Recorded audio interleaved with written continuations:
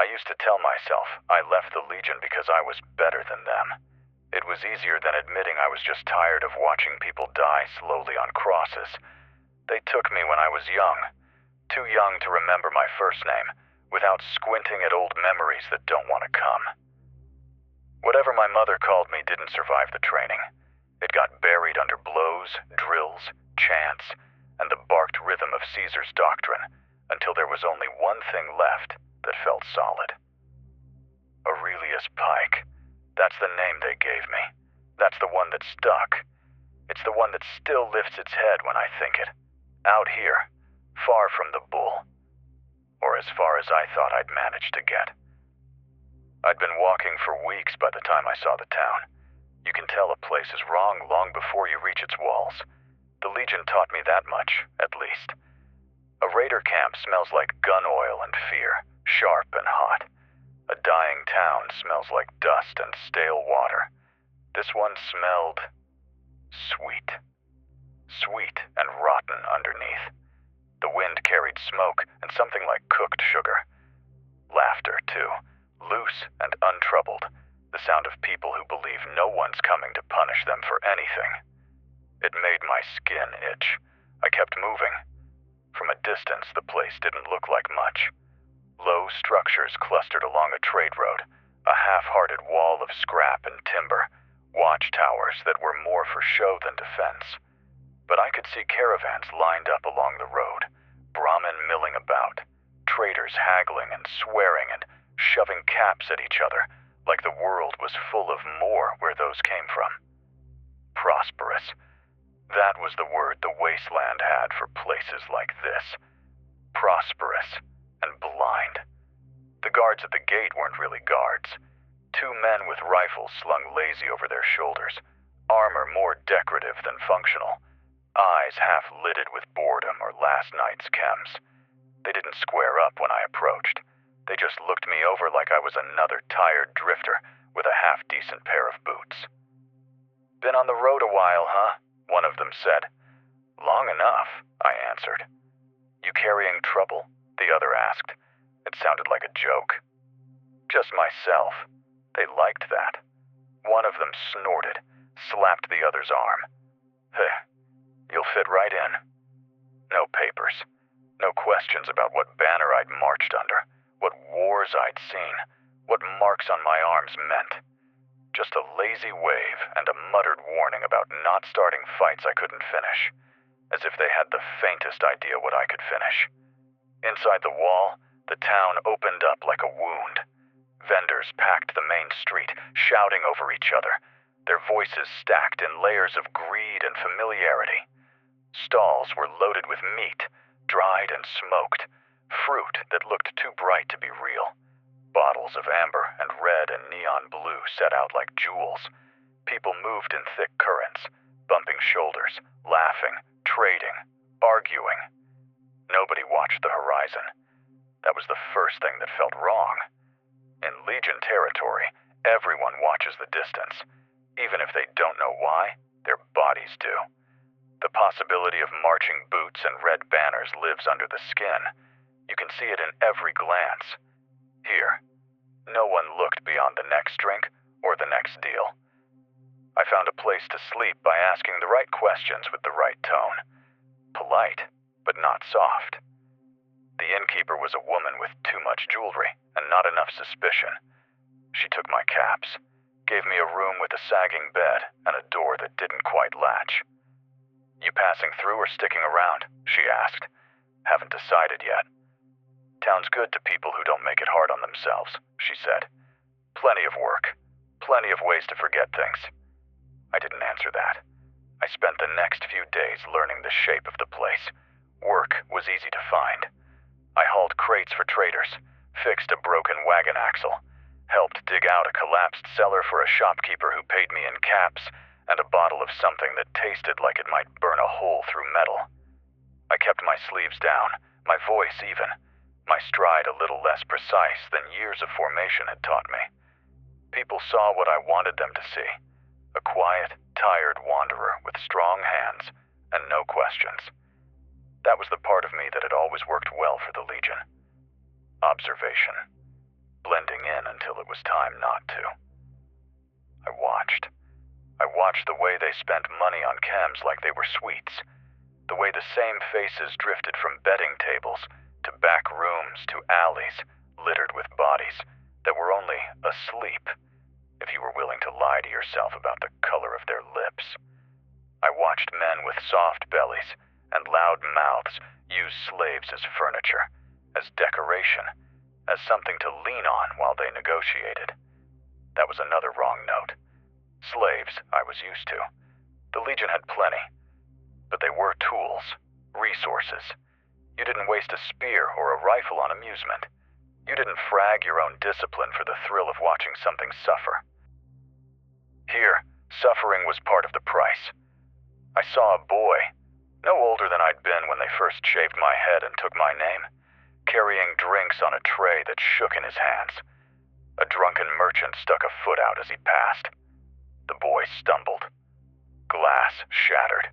Liquid splashed across the dirt. The merchant laughed and slapped him hard enough to knock him sideways. People nearby chuckled and went back to their dice. No one stepped in. No one barked an order. No one demanded discipline from either of them.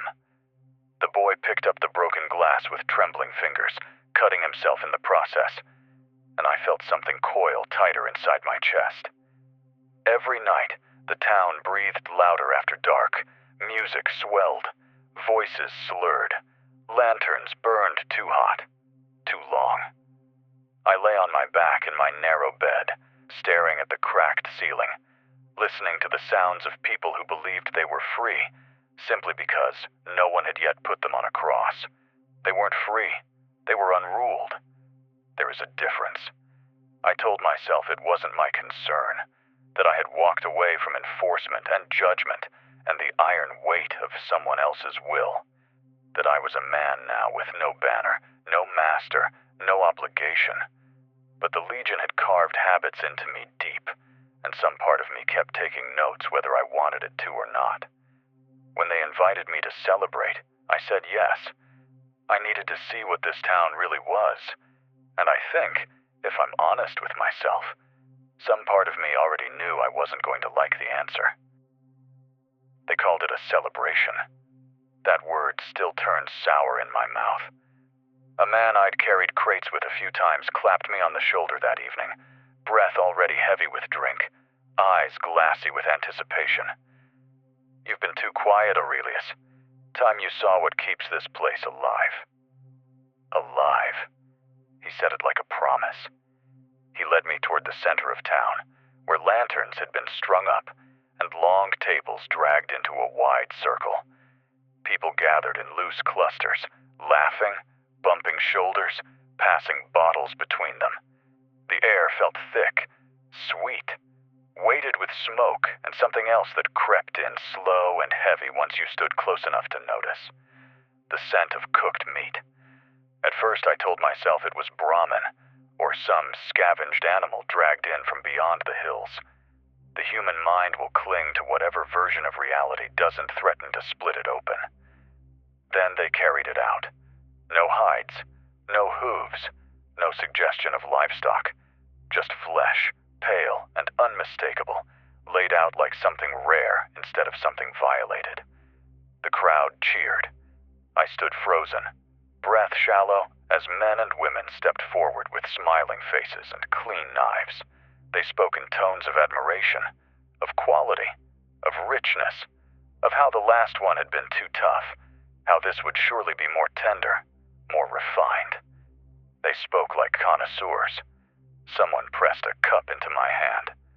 "First time's always strange," he said, grinning. "Don't worry. You get used to it." I didn't look at him. I couldn't pull my eyes away from the scene unfolding in front of me. They carved with care, with ceremony, with appetite. No desperation, no hunger-driven madness, just indulgence, embraced and ritualized. A woman beside me licked grease from her fingers and sighed contentedly. "Worth every cap," she murmured. Something inside me turned over, hot and sharp. "This isn't sustenance," I said quietly. "This is savagery." She glanced at me like she'd just noticed I was there. Don't like it. Don't partake. She smiled again, unconcerned, and reached for another piece. They didn't see what they were doing. Or worse, they saw it and adored it. I backed away as the noise grew louder, as laughter mingled with the wet sound of knives and the careless chewing of satisfied mouths. It followed me even as I moved farther down the street. The smell clung to my clothes, to my hair, to the back of my throat. I walked until the music faded and only the wind remained. My stomach twisted, not with hunger, but something close to grief. Not for the dead. I had marched past too many of those to pretend the world respected life, but for the living who had chosen this. I remembered Legion camps where prisoners had been executed publicly, crucified, beaten, made examples of. I remembered the chants, the doctrine, the harsh conviction behind every act. It had always been framed as justice, as purification, as the shaping of a world stronger than the one that had fallen. I had hated them for it. But what I'd seen tonight did not carry the same warped certainty. There was no purpose here, no belief, no structure, just hunger dressed up as tradition. When I returned to my room, I scrubbed my hands until the skin burned, as though the scent of their feast might bleed through my pores if I didn't. I poured water over my face, dragged breath in slow, measured pulls, like they taught us when panic tried to seize control. Sleep refused me. Every time I closed my eyes, I saw smiling mouths, stained teeth, blood-slick fingers tracing the edge of a plate. And beneath it all, low and unwelcome, another thought crept in. Quiet and dangerous. The Legion would never have allowed this. By morning, the town woke content. People joked as they walked, bellies full, voices warm with satisfaction. They spoke fondly of last night, reminiscing about cuts and flavors, as though discussing fine cuts of preserved meat from pre-war stockpiles. I passed the platform where it had taken place. It had been washed down, but dark stains lingered along the wood, stubborn reminders of what they called joy. A man polished the surface while humming aimlessly. He glanced up and smiled. Beautiful night, huh? I looked at the stains. Disgusting, I said. His smile faltered, just slightly. You just don't get our way yet, he replied with a shrug. Give it time. Time. The Legion had taught me a kind of grim patience, but not for this. This wasn't culture. This wasn't survival. This was a hollow celebration of cruelty. As I walked away, his words followed me in lighter tone than they deserved. You just don't get our way yet. But with each step, it became painfully clear that I didn't want to, and a darker realization began to take root. Maybe there was a reason the world needed harsh men. Maybe there was a reason discipline had once felt necessary. I tried to keep my distance after that. Work was still work. Caps still clinked in open palms. Supplies still needed carrying, and repairs still needed doing. On the surface, nothing in the town had changed. Only my eyes had sharpened to things I could no longer ignore.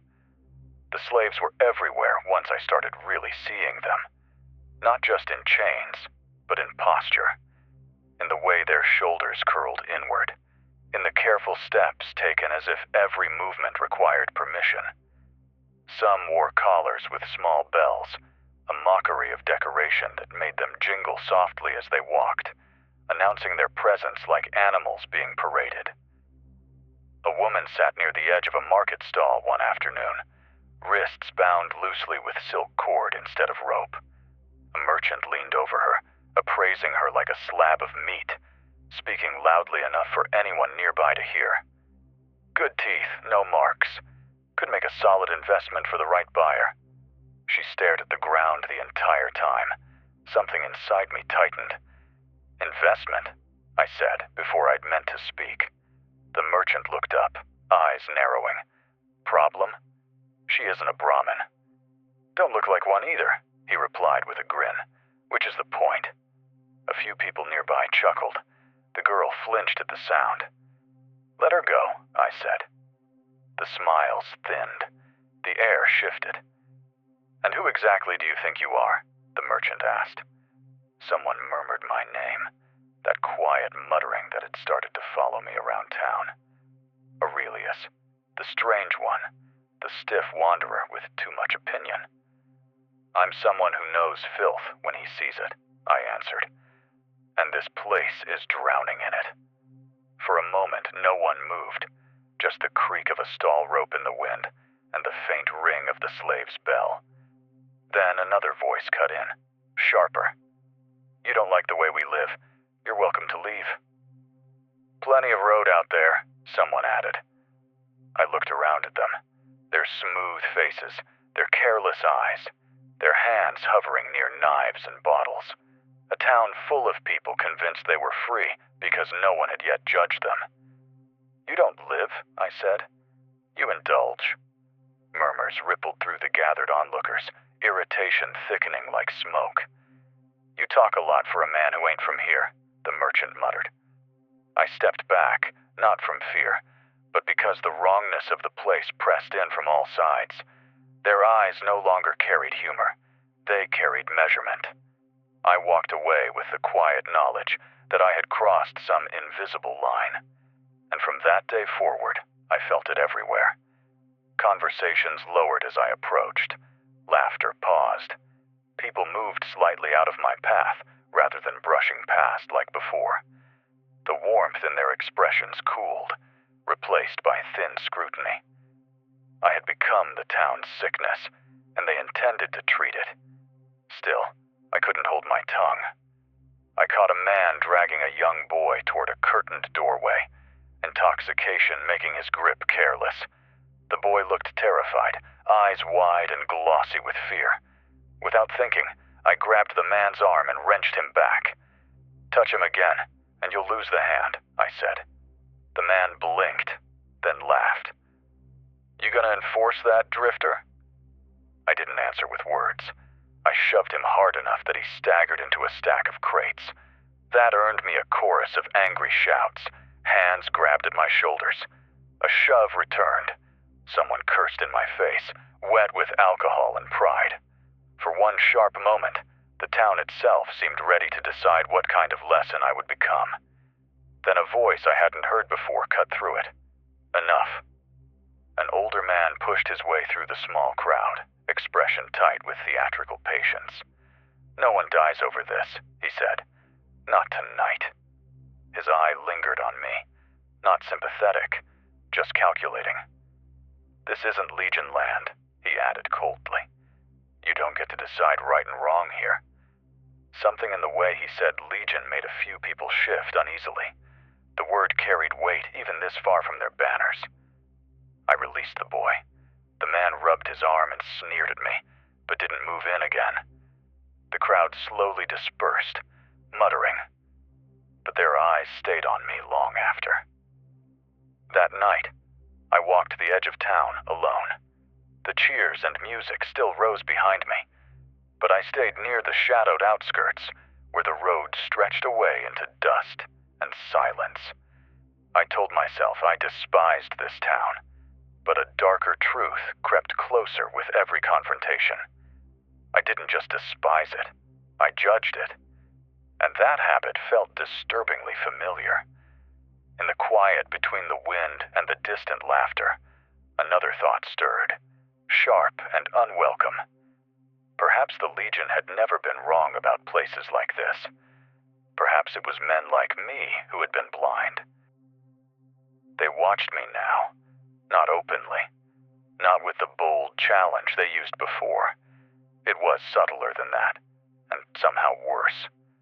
A pause when I entered a space, a measured glance, a slight turn of the body, as though every movement I made needed to be accounted for. I had become a problem they hadn't yet decided how to solve, and I could feel it.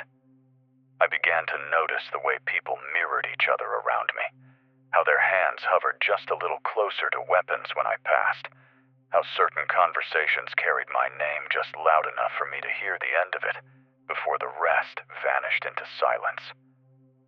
Aurelius, strange one, thinks he's better than us. Better. I almost laughed at that. I wasn't better. I knew what better men looked like. I had seen them execute prisoners with unwavering discipline, back straight, eyes forward, as if cruelty itself had become duty. I had watched children ripped from families because Caesar demanded soldiers, watched villages burn because weakness offended order. I had hated them for it. And yet, standing in this town of smiling degenerates and perfumed filth, something shifted. The hatred grew complicated, tangled. I began to walk the streets differently, my gaze sharper, my stride firmer. I stopped trying to soften my presence. There was no point. They already saw me as something alien. Let them. If they insisted on being blind to their own decay, then perhaps it was right they should feel discomfort at being seen clearly. I spoke less, but when I did, my words carried the weight I could no longer dilute. This place will rot itself hollow. You mistake poison for indulgence. You think your laughter shields you from consequence. They hated me for it, and I hated the way they dismissed everything I said.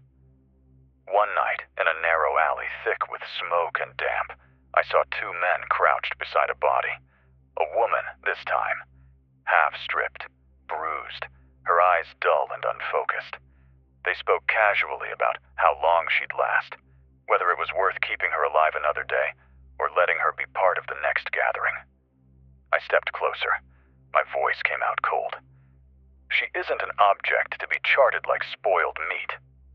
One of them glanced up slowly, annoyance settling in around his eyes. You again? Yes, me again. He smirked. You got a hobby, Drifter? Talking like you still got a god that hears you? I don't need a god to recognize filth, I replied. Just eyes. He rose, tall and broad-shouldered, expression hardening. Careful. You keep pushing, and you won't like what pushes back. For a moment, the air between us felt heavy with decision. My hands curled instinctively. Years of training coiled in my muscles, remembering how to strike, how to break, how to silence. And for the first time since leaving the Legion, I realized I missed that clarity, the surety of action, the understanding that when discipline spoke, the world obeyed. You think you're different, he said. You ain't. You just smell different from the rest of our rot. I stared at the woman on the ground, her breathing thin and erratic. And you think this is living? I answered quietly. That's the real stench. He scoffed, but stepped back. Not out of fear, out of tired irritation, as if I were no more than a persistent insect, refusing to die quietly. As they dragged the woman away, I remained where I was, listening to her muted sounds echo off the alley walls. That night, when sleep finally came, it was filled with images I hadn't seen in years. Marching lines under a red sky, the sun burning down on bare skulls, the chant of Caesar's will carried from hundreds of lungs as if issued from one. I saw the boy I'd once been, stripped of everything soft, molded with force and repetition until only obedience remained. I saw myself standing rigid as a decanus spoke of purity, of cleansing the world so that something strong might rise from its ash. Back then, I thought the Legion was cruelty shaped into doctrine. Here, I was beginning to understand they were doctrine shaped to restrain worse cruelty. And the most troubling thought of all crept in as I woke in the gray hush before dawn. Maybe what I had called escape had never been freedom at all. Maybe I had only walked away from structure into decay. And maybe I swallowed hard as the town began to stir outside my door. Maybe Caesar had understood something about people that I never wanted to admit. It started with memories I did not invite. They came anyway. The way the Legion trained us was not loud at first, not at the beginning. It was quiet, methodical, relentless. Days measured in repetition, muscles breaking and reforming beneath sun that did not care whether you lived or bled. Voices raised only when obedience faltered, and silence when it did not. I remembered kneeling in the dust beside other boys, skin scraped raw, faces too young for the lines already forming in them. I remembered the first time I watched a man crucified, not because he had resisted, but because he had hesitated. That moment had lodged itself into me like a nail hammered through bone. They told us hesitation bred weakness. Weakness bred chaos. Chaos destroyed civilizations, and Caesar rebuilt them with fire. I remembered the way discipline felt, like being pulled into a current too strong to fight, too steady to doubt. I remembered the pride that crept into my chest the first time I completed a march without stumbling, the first time my spear struck its mark, the first time my voice joined the chant without tremor. I had hated them for the way they broke us. Now, surrounded by this town's indulgence and rot, I couldn't help but notice what that breaking had replaced. Back here, men staggered through mornings with chems in their veins and desire in their mouths. Children learned to look away from suffering before they learned to read. Pleasure devoured purpose. Nobody built. Nobody shaped. They only consumed. Legion men were molded. These people dissolved themselves willingly. I walked the market that day and saw a familiar face from the feast. A man boasting loudly about the rarity of last night's meal, telling strangers how fine the cut had been, how tender. He described it with almost religious reverence, as though speaking of art, as though the thing consumed had not once breathed.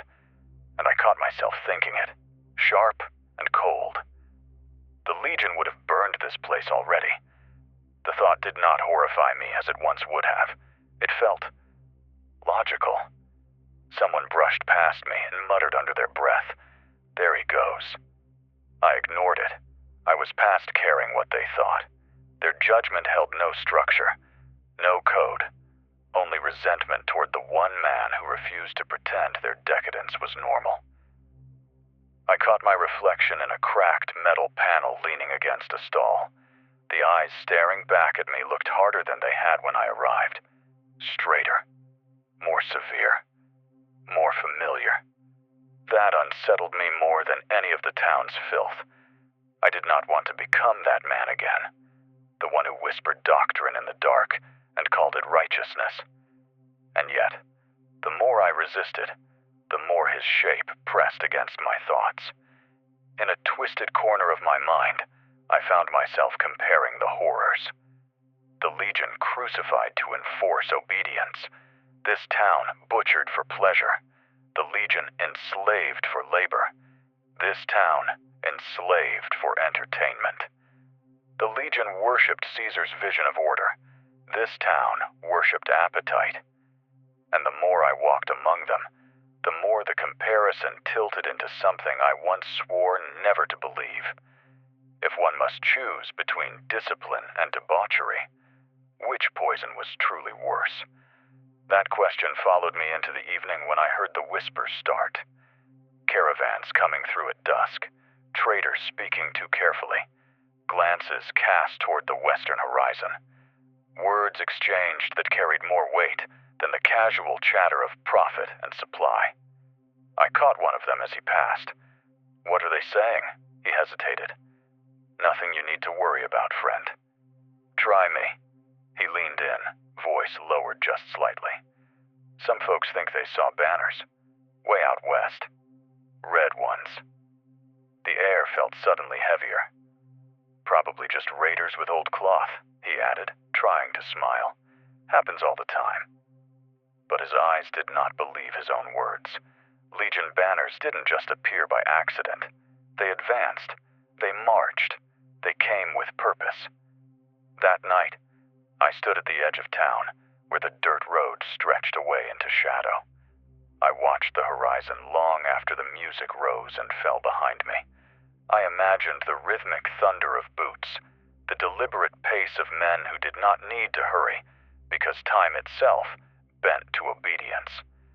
I imagined them finding me, recognizing the traitor in my stance, in my eyes, in the way my spine still remembered how to straighten under command. And instead of terror, something quieter whispered through me. You were trained for this. You were made for this order. You were foolish to leave. Behind me, the town's laughter drifted upward again, drunken, careless, unburdened by foresight. Ahead of me, the distance swallowed the dark. Somewhere out there, my sentence was already walking toward me. The first scout was spotted just after midday. A traitor came running through the street, breath ragged, voice high with panic he tried and failed to hide. People gathered instinctively, drawn by fear the same way they were drawn to indulgence, too curious to pretend they didn't need to know. There's someone watching the road, he said. Not raiders, not caravan, a soldier. The word hung there, sharp. What kind of soldier? Someone asked. He swallowed. One with red on his shoulders. Silence crept in like a living thing. People had worn red before. Cloth scavenged from pre-war banners. Old uniforms repurposed into scrap armor. But everyone here knew the difference between color and symbol. And so did I. From that moment on, the town changed its breathing. Music still played, but it carried strain. Laughter came out tighter, more forced. The open, shameless confidence began to fracture, and I watched it with a clarity that tasted almost like vindication. The same people who had mocked discipline now paced with restless unease. They had no doctrine to shield them, no order to lean upon. Only the realization that something colder than their vices might finally be approaching. They started glancing at me more often, too, not with irritation, not with mockery, with suspicion, as if my disapproval had summoned this, as if my presence carried ill omen. A woman I'd never spoken to before stepped in front of me as I crossed the main square. Her eyes were sharp and unkind. You brought this on us, she said. I didn't summon the Legion, I replied. They decide their own paths. You kept talking about judgment, she hissed, about rot, about consequence. Now you'll get us all killed. A cruel irony settled over me. They had laughed when I condemned them. Now they blamed me for the approach of what I had once fled. I warned you, I said quietly. You mistook it for insult. She turned away from me with a curse, wrapping her shawl tighter, as though the word Caesar might chill her through cloth and bone. The decadence still pretended for a while. There were attempted feasts, smaller ones, more frantic, like defiance disguised as tradition. Chems moved faster, drink flowed heavier. It was indulgence sharpened by panic, pleasure twisted desperately into denial. I watched them gorge and rave while fear bled into every gesture, and I thought again of Legion camps, of men who would meet death unrattled because they believed in what marched behind them. These people believed in nothing. That night, I found myself standing again at the edge of the town, watching the road glow faintly under cold starlight. I strained to hear any deviation in the wind, any distant rhythm that might confirm what my memory already knew. And then I saw it. A single moving shape, steady, controlled. A silhouette not rushing, not hesitating, just advancing with slow certainty. A scout. My breath tightened, and a strange calm washed over me in its wake. There is a clarity that comes when inevitability stops being theory and becomes shape. He did not look toward the town. He did not raise his weapon. He only observed, measured, memorized. And before long, he faded back into the darkness from whence he came. I did not doubt he would return with more. Much more. Behind me, the town's noise tried to rise again. to drown the creeping awareness of its approaching end. But I could feel the change in the air, the shift from indulgent arrogance to hunted unease. And within me, another transformation brewed. The deserter I had once been, the boy who had fled chains and command, stirred uneasily at the thought of the Legion's gaze finding him again. Yet another part of me straightened without intention. My posture aligned, my stare sharpened, my breath slowed. I hated that response. I hated that it felt natural. But the truth did not care about hatred. The truth only waited to be acknowledged. And in the silence that followed the scout's disappearance, I realized with unsettling certainty that the Legion was no longer simply approaching the town. They were approaching me. They did not arrive all at once. First came the silence, not the kind the town occasionally dipped into between bursts of revelry, but something heavier, a hush that pressed down on sound itself. Even the music softened, even the laughter lost its edge. It was as if the air had turned aware. I moved through the streets and felt eyes track me like a slow-burning accusation. Some held fear, some hatred, some something close to regret. None of it mattered. What mattered was that every instinct in my body had begun to tighten into an old shape. My steps shortened, my shoulders set. My breath measured itself automatically, disciplined without command. I tried to fight it. Each time I felt my spine straighten, I forced it loose again. Each time my gaze locked forward, scanning as if awaiting an order, I dragged it down toward the dust. Look like them, and you may as well kneel for them, I told myself. But the town no longer let me forget who I had been. You know them, a man said once as I passed him, not asking, stating. I know what they do, I replied without slowing. That makes you their problem then, he muttered bitterly. He wasn't wrong. The first true sighting came 2 days later. A pair of caravanners staggered in from the west, wide-eyed, breathless, layered in dust and terror. They spoke fast, clumsily, hands shaking. They're marching, one blurted. Not raiders, soldiers, real ones. How many? Someone yelled. Enough, the other answered. They've got banners, red ones, and slaves walking ahead of them like warnings. A ripple of panic swept the crowd. People who had once strutted in open defiance now whispered like children afraid to wake some sleeping beast beyond the edge of the road. Plans formed and shattered at once.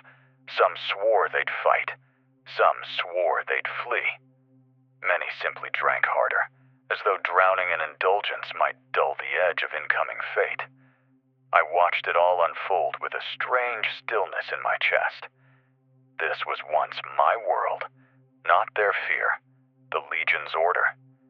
And no matter how long I had walked away from it, my body still remembered what it meant to stand beneath that shadow. I could almost hear the cadence of boots now if I closed my eyes. Could almost feel the low vibration of discipline marching in the ground beneath me.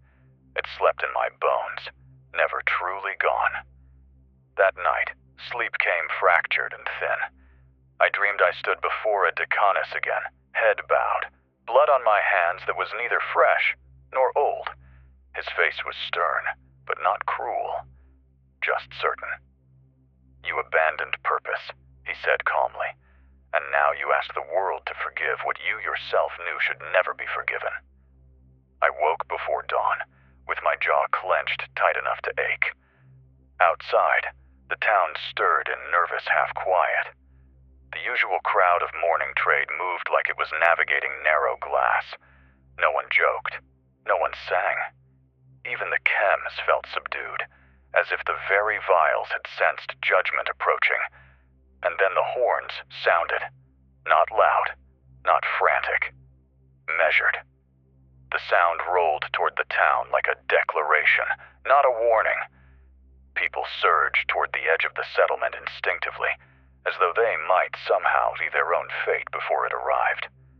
I followed, not out of curiosity, but because some quiet certainty told me it would not advance without my presence. And when I saw them crest the ridge beyond the road, it felt like staring into the mouth of my past. Red banners, controlled ranks, men marching not as individuals, but as extensions of something older, colder, more unyielding than any fear this town had ever known. At their center walked a decanus. Even from this distance I recognized the posture, the presence, the absolute gravity of command. They slowed as they neared the outer gate. No rush, no hesitation, just the steady compression of inevitability. The people around me breathed in shallow bursts, and I felt the truth land inside me with perfect, merciless clarity. There would be no leaving this town. There would be no vanishing into dust. If the Legion had come here, they had come for discipline to be restored. And traitors do not go unnoticed. They did not storm the gates. They claimed them. The outer guards, those same men who had waved me in with careless smiles, stood frozen as the Legion approached. Their bravado dissolved into pale-faced stillness.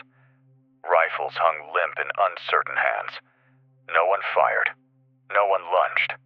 They simply stepped back as the first ranks closed in, red cloth brushing past splintered wood and rusted metal like authority reclaiming something long overdue. The decanus walked through the threshold as if he had always belonged there. His eyes did not move at first. They did not wander over the town's fearful occupants or linger on their trembling hands. They looked ahead with sharp, disciplined purpose, as though he already knew where every truth would be found. Behind him, the Legion filed in with silent precision, armor dull and scarred, faces unreadable beneath their helmets. Slaves shuffled behind them, chains clinking softly, each step a reminder of what defiance earned. The townspeople parted as they advanced, forming an uneasy corridor of dread. And in the slow tightening of that moment, I felt something cold thread its way through my chest. He saw me. Recognition did not flare with anger or satisfaction. It came with clinical certainty, as if he were confirming a fact long stated in doctrine. "You," he said, his voice cutting clean through the murmurs and panicked breathing around us. My name was not necessary. I knew he knew it, though. They always remembered the ones who ran. Legionnaires shifted slightly behind him. One murmured the word I had not heard spoken aloud in years. Deserter. The crowd reacted at once. Confusion, resentment, accusation. They glanced at me like a revelation had just shed new light on my presence among them. As if the wrongness they had sensed now had shape and justification. My fists curled without instruction. The decanus stepped closer, each measured stride echoing in the ears of everyone watching. "You fled the will of Caesar," he said calmly. "You abandoned discipline. You chose corruption over order." I did not answer. I knew better than to try explaining myself to doctrine. He lifted a hand, and 2 legionnaires moved forward. Their grip on my arms was firm and efficient. No malice, just execution of necessity, the way I had held prisoners once. The crowd pulled back as they guided me toward the center of the square, toward the wide open space where the feasts had been celebrated, and the judgments of indulgence made as entertainment. Wood was already being dragged forward, not hastily, not angrily, ritually. I saw townspeople begin to tremble now. Some cried softly. Some stared in stunned silence. All of them suddenly understood what consequence truly looked like. "The traitor stands first," the decanus continued, voice carrying effortlessly over the square. "Not for the sins of this town, but for his own failure to honor the world he was forged to protect." I felt the bite of rope around my wrists, the scrape of splintered timber beneath my boots as they guided me into position. The heat of dozens of frightened eyes staring into me as if I were already burning. In a strange way, I felt almost calm. There is clarity in inevitability. I had spent weeks judging this town for its depravity, days resenting my own past, years fleeing the shadow of order, and now that shadow stood over me, undeniable, exact, final. The wood pressed firm beneath my feet. The ropes tightened. The Legion stepped back in practiced coordination, and the Decanus raised his hand, slowly, precisely, as the town waited for the word that would mark either their beginning or their end. The square had fallen into a silence so complete it felt unreal. Not even the wind challenged it. The Legion formed a clean circle around the pyre, armor catching the pale light like dull stone shaped into men. Beyond them, the townspeople stood, packed and trembling, all arrogance stripped away and replaced by the raw, undeniable understanding that they were no longer in control of anything. The Decanus faced them, then turned slightly so his words would carry to every ear. This traitor abandoned Caesar's will and chose to exist among moral decay, he said, voice precise, almost serene. He spoke of justice while fleeing the very structure that made justice possible. Let him stand as your first instruction. Somewhere behind me, a sob broke loose, cut short by fear. I closed my eyes, not to escape what was coming, but to finally listen to the quiet beneath it all. I thought of the boy I had been before the Legion, of the softness I never remembered fully, of the name I no longer knew how to say. I thought of the men who trained me, the discipline that shaped me, the certainty I had once despised and now could not deny had given the world form. I had judged this town with a voice torn from Legion law. I had tried to stand apart from both what made me and what repulsed me. I had fooled myself into believing there was a space between order and indulgence where men like me could exist. There was not. There never had been. I heard the scrape of boots as the Decanus stepped back, the soft clink of metal as a torch was taken from a soldier's hand, the sudden hush of breath from the gathered crowd as the flame moved closer. I opened my eyes once more and looked out over the town that had taught me the final lesson of my life. Let them witness what comes of decay. Let them learn what indulgence summons. Let them understand that the world remembers its structure even when men forget it. And as the fire crept closer, as the air thickened and heat began to rise around me, I understood with calm, bitter clarity that I was not dying for righteousness or rebellion. I was paying for confusion. And the last thing I felt was the heat beneath me, slow and unforgiving, as it rose to claim what I had failed to preserve. And I knew my only remaining duty was to endure the punishment I had earned, and let it be done.